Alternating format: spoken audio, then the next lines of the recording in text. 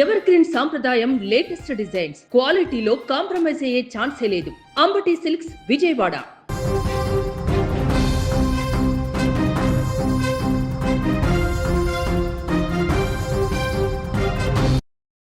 Yes, Tamil Nadu రాజకీయాల్లోనే ఇప్పుడు పెను సంచలనం.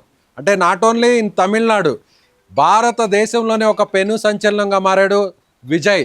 ఎందుకంటే విజయ్ ఇప్పుడు ముఖ్యమంత్రి అవుతున్నటువంటి విజయ్ దేశ రాజకీయాల్లోనే ఒక పెద్ద ప్రకంపనలు సృష్టించేటువంటి రోజు ఇవాళ. ఎందుకంటే ఇప్పటి వరకు సినిమా రంగానికి సంబంధించినటువంటి వ్యక్తులు రాజకీయాల్లోకి రావడం, ముఖ్యమంత్రి స్థానాన్ని అధిరోహించడం అనేది వరుసగా ఇప్పటి వరకు దక్షిణ భారతదేశంలో అటు తమిళనాడు కావచ్చు, ఆంధ్రప్రదేశ్ కావచ్చు, ఇలాంటి రాష్ట్రాల్లో ఇప్పటి వరకు మనం చూస్తూ వచ్చాం.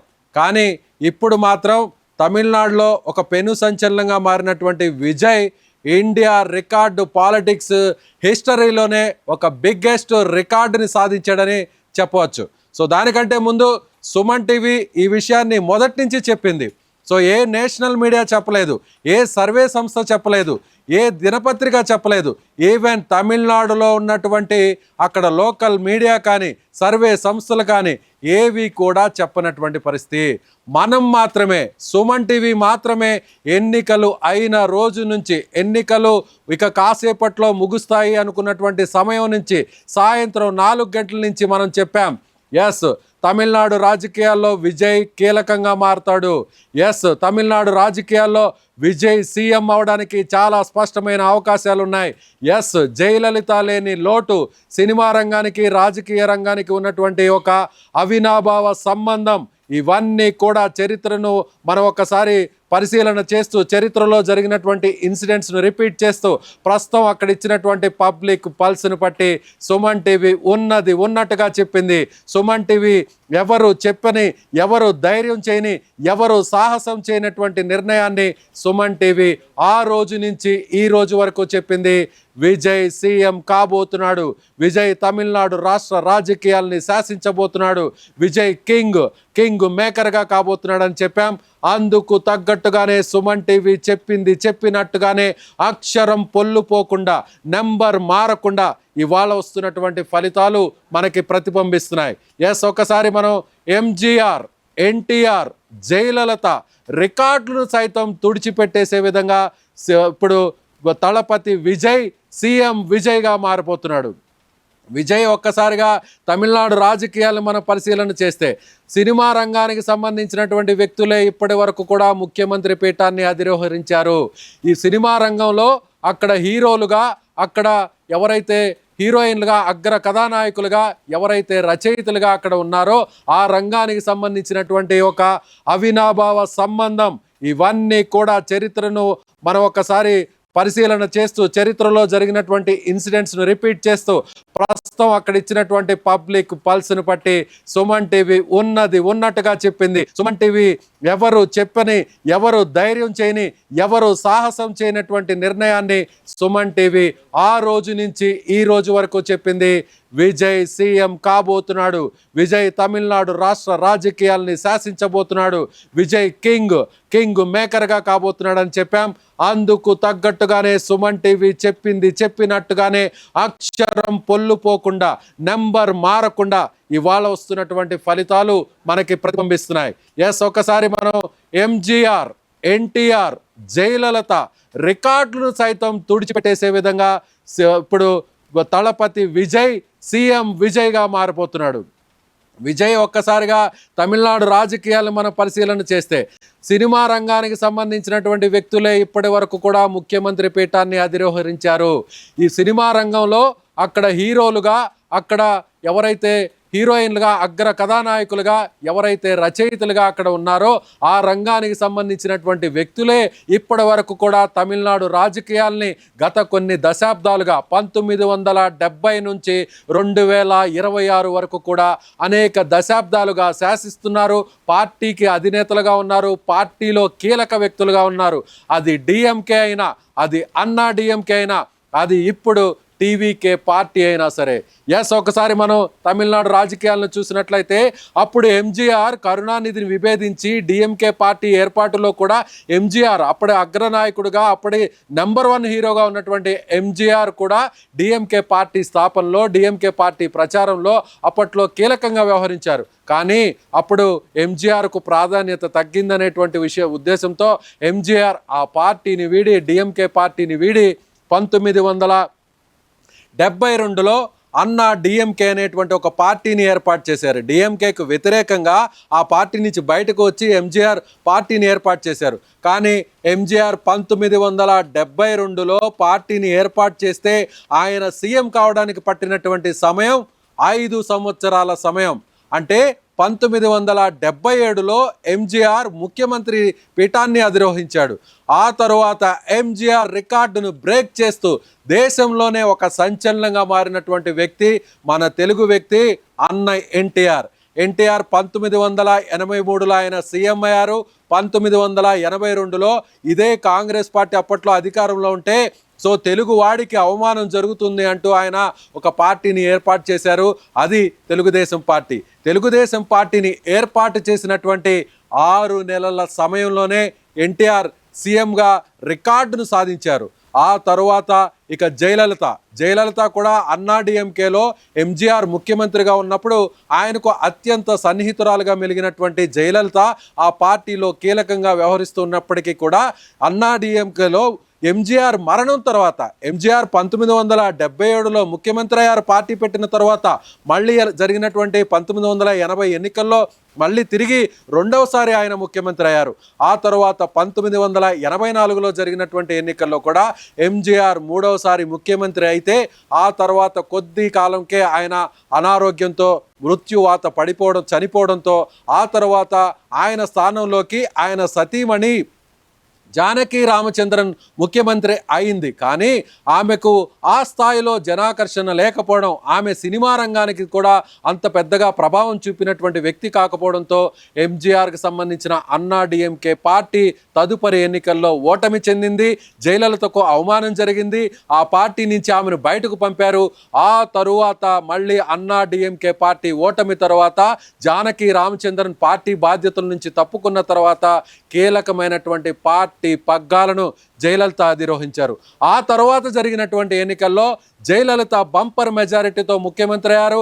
ఆమె ఎమ్మెల్యేగా గెలిచిన తర్వాత అక్కడ జరిగినటువంటి అసెంబ్లీలో ద్రౌపది వస్త్రాపరణం ఏ విధంగా జరిగిందో, ఒక కీచక పర్వం ఏ విధంగా జరిగిందో అప్పటి తమిళనాడు అసెంబ్లీలో కూడా అప్పుడున్నటువంటి డిఎంకే, అధికారంలో ఉన్నటువంటి డిఎంకే జయలలితను అభిమానించి జయలలితకు సంబంధించిన చీర కొంగును అక్కడున్నటువంటి ఎమ్మెల్యేలు నిండు సభలో లాగితే ఈ అవమానం నేను తట్టుకోలేకపోతున్నాను, మళ్ళీ చెబుతున్నాను ఇది అసెంబ్లీ కాదు, ఇది ఒక కౌరవ సభ అంటూ ఆమె ఒక శపథం కూడా చేసింది జయలలిత. అప్పట్లో మళ్ళీ తాను తిరిగి ఎక్కడికి ఈ అసెంబ్లీకి హాజరవుతానంటే అది సీఎంగా మాత్రమే మళ్ళీ తిరిగి అసెంబ్లీలోకి అడుగు పెడతానంటూ అప్పుడు జయలలిత చేసినటువంటి శపథంతో మళ్ళీ తిరిగి జరిగినటువంటి ఎన్నికల్లో అన్నా డిఎంకే పార్టీ అధినేతగా ఆమె విజయం సాధించింది. ముఖ్యమంత్రి హోదాలోనే మళ్ళీ తిరిగి తమిళనాడు అసెంబ్లీలో ముఖ్యమంత్రిగా, ఎమ్మెల్యేగా అప్పుడు అడుగుపెట్టింది జయలలిత. అలా తమిళనాడు రాజకీయాల్లో డిఎంకే, అన్నా డిఎంకే, కరుణానిధి, ఎంజీఆర్ మరణం తర్వాత కరుణానిధి వర్సెస్ జయలలితగా మారింది. ఇప్పుడు జయలలిత మరణం తర్వాత కరుణానిధి పొజిషన్లోకి వచ్చినటువంటి ఆయన వారసుడు, కుమారుడుగా ఉన్న స్టాలిన్ వర్సెస్ ఎవరు అంటే ఇప్పుడు అక్కడ క్వశ్చన్ మార్క్ ఏర్పడింది. ఆ క్వశ్చన్ మార్క్నే ఇప్పుడు బీట్ చేస్తూ, బ్రేక్ చేస్తూ, క్రాస్ చేస్తూ ఇప్పుడు అధికారంలోకి వస్తున్నాడు విజయ్. సో ఇప్పుడు విజయ్ సాధించినటువంటి ఒక ఇండియన్ రికార్డ్ని మనం ఒకసారి ఏంటో చెప్పే ప్రయత్నం చేస్తాను. తమిళ వెట్రిగ కజగం అనేటువంటి టీవీకే పార్టీని విజయ్ తాను ఒక మంచి పీక్ స్టేజ్లో ఉండగానే హీరోగా 100 కోట్ల రూపాయల లాభాలను ఆర్జిస్తున్నటువంటి టైంలోనే హీరోగా ఉన్నటువంటి విజయ్, తలపతిగా ఉన్నటువంటి విజయ్ ఇక సినిమా రంగానికి తాను వీడ్కోలు పలుకుతున్నాను, రాజకీయ పార్టీని ఏర్పాటు చేస్తున్నానంటూ విజయ్ కరెక్ట్గా 2024 ఫిబ్రవరి 2వ తారీఖున ఒక రాజకీయ సభను ఏర్పాటు చేసి ఆ రోజు తన పార్టీ పేరును అనౌన్స్ చేశారు. అంటే సరిగ్గా ఇవాళకి చూస్తే ఇప్పుడు ప్రజెంట్ మే 3వ తారీఖు అంటే కేవలం 27 నెలల్లోనే, పార్టీ పెట్టినటువంటి 27 నెలల్లోనే విజయ్ సీఎం అవుతున్నాడు. సో తమిళనాడు రాజకీయాల్లో ఎవరికి సాధ్యం కానిది ఇప్పుడు విజయ్కి మాత్రమే సాధ్యమైంది. అది తెలుగు రాష్ట్రంలో కూడా ఎన్టీఆర్ మాత్రమే తెలుగుదేశం పార్టీని ఏర్పాటు చేసి కేవలం 6 నెలల్లోనే ముఖ్యమంత్రి అయినటువంటి ఒక రికార్డు తెలుగు రాష్ట్రాల్లో, ఇండియన్ హిస్టరీలో, పొలిటికల్ హిస్టరీలో అది ఎన్టీఆర్ పేరిట ఉంటే, తమిళనాడు రాజకీయాల్లో పార్టీ పెట్టినటువంటి కేవలం 2 సంవత్సరాల 2 నెలలు అంటే 3 నెలలు అంటే 27 నెలల్లో పార్టీ పెట్టిన తర్వాత ఒక్కడిగానే ప్రచారం చేస్తూ సింగిల్గానే వెళ్ళి ఏ పార్టీతో పొత్తు పెట్టుకోకుండా సింగిల్గా పోటీ చేసి సింగిల్గా ఇప్పుడు సీఎం సీట్లోకి కూర్చోబోతున్నాడు తలపతి విజయ్. కాదు కాబోయే ముఖ్యమంత్రి విజయ్ అనే చెప్పాలి. సో విజయ్ సాధించినటువంటి ఆ రికార్డ్ ఏంతో కూడా మీకు ఒకసారి వివరించే ప్రయత్నం చేస్తాను. సో ఎంజీఆర్ కరుణానిధి విభేదించి పార్టీని పెట్టారు, ఆయన ముఖ్యమంత్రి అయ్యారు. అప్పుడు ఎంజీఆర్ ఇక్కడ ఎన్టీఆర్కి ఎలాంటి చరిష్మా ఉందో అక్కడ కూడా తమిళనాడులో ఎంజీఆర్కి అలాంటి చరిష్మా ఉంది. అలాంటి సమయంలో ఎంజీఆర్ పార్టీని పెట్టి ముఖ్యమంత్రి అయ్యారు. ఆయన నటించినటువంటి సినిమాలను ఒకసారి మనం పరిశీలించినట్లయితే ఎంజీఆర్ దాదాపుగా 136 సినిమాల్లో ఆయన నటించినటువంటి పరిస్థితి. సో ఎంజీఆర్ తర్వాత ఇప్పుడు మనకి ఆ తర్వాత ముఖ్యమంత్రి అయినటువంటి ఎన్టీఆర్ను, అంటే ఎంజీఆర్ని ఫాలో అయ్యి సో కాంగ్రెస్తో అవమానిస్తుంది తెలుగు ప్రజల్ని అని ఉద్దేశంతో ఆయన ఎన్టీఆర్ పార్టీని పెట్టారు, తెలుగుదేశం పార్టీని. అప్పుడు ఎన్టీఆర్ సీఎం అయ్యే సమయానికి ఆయన నటించినటువంటి సినిమాలు 250. ఎంజీఆర్ 136 అయితే ఎన్టీఆర్ 250. సో జయలలిత, ఎంజీఆర్ మరణం తర్వాత జయలలిత ముఖ్యమంత్రి అయినటువంటి పరిస్థితి మనకు తెలిసిందే. అగ్ర కథానాయికగా ఉన్నటువంటి, యాక్ట్రెస్గా ఉన్నటువంటి జయలలిత దాదాపుగా 140 సినిమాల్లో ఆమె నటించారు. అంటే వీళ్ళ ముగ్గురు మీద సినిమాల ప్రభావం చాలా స్పష్టంగా ఉంది, సినిమాల క్రేజ్ చాలా స్పష్టంగా ఉంది. ప్రజలు, తమిళనాడు ప్రజలందరూ కూడా వీళ్ళని దేవుళ్ళతో సమానంగా ఆరాధించారు, వెండితెర మీద ఆరాధించారు. ఆ తర్వాత రాజకీయ జీవితంలో కూడా వీళ్ళని అదే స్థాయిలో ఆరాధించారు. కాబట్టి వాళ్ళకి సంబంధించిన పార్టీకి కట్టబెట్టారు, పట్టం కట్టారు. ఇప్పుడు వాళ్ళని పట్టాభిషేకం చేసి ముఖ్యమంత్రులుగా చేశారు. సరిగ్గా ఇప్పుడు విజయ్ ఈ ముగ్గురు రికార్డులను బ్రేక్ చేశాడు. ఈ ముగ్గురే కాదు, మన తెలుగు రాష్ట్రాలకు సంబంధించినటువంటి ఎన్టీఆర్ లాంటి వ్యక్తి, సినిమా రంగానికి సంబంధించినటువంటి వ్యక్తే. ఎన్టీఆర్ కూడా సీఎం అయ్యే టైంకి ఆయన నటించినటువంటి సినిమాలు దాదాపుగా 250. అంటే ఎంజీఆర్ 136, ఎన్టీఆర్ 250, జయలలిత 140 సినిమాలు. ఇక విజయ్ నటించినటువంటి సినిమాల సంఖ్య ఎంతంటే కేవలం 69. 69 సినిమాల్లో హీరోగా, యాక్టర్గా నటించినటువంటి విజయ్ ఇప్పుడు ఆయన రాజకీయ పార్టీని పెట్టి కేవలం 27 నెలల్లోనే ఇప్పుడు ఆయన సీఎంగా ఆ సీఎం స్థానంలో, సీఎం సీట్లో కూర్చోబోతున్నాడు విజయ్.